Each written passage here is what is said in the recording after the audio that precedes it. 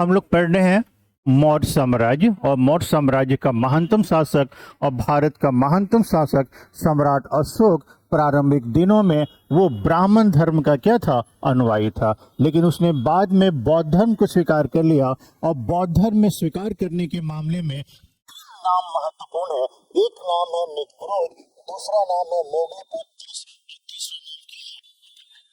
तो याद करने से पहले, ये सभी लाइनें याद करने से पहले ये तीन नाम आप क्या कीजिए, याद कीजिए। और याद करने के क्रम में जब बैठते हैं तो एक कॉपी रखिए बगल में, ये तीनों नाम 5-5 बार फटाफट फटाफट क्या कीजिए, लिख लीजिए।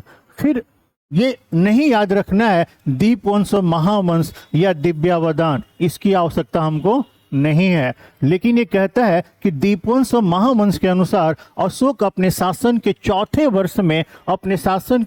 वर्ष में भतीजे निग्रोध के प्रभाव में बौद्ध धर्म को क्या किया, स्वीकार कर लिया। बाद में मोगलीपुत्र तीस के प्रभाव में वह पूर्ण रूप से बौद्ध बन गया। क्या हो गया, मोगलीपुत्र तीस के प्रभाव में बौद्ध पूर्ण रूप से बौद्ध बन गया। एक किताब है दिव्यावदान, तो दिव्यावदान के अनुसार बौद्ध धर्म में दीक्षित हुआ अशोक किसके द्वारा, उपगुप्त नामक बौद्ध भिक्षु के द्वारा।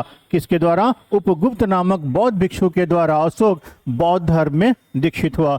बहुत ही इंपॉर्टेंट है कि अशोक को किसने बौद्ध धर्म में दीक्षित किया, तो अशोक को बौद्ध धर्म में दीक्षित किसने किया, उपगुप्त नामक बौद्ध भिक्षु ने किया। कोई दिक्कत नहीं।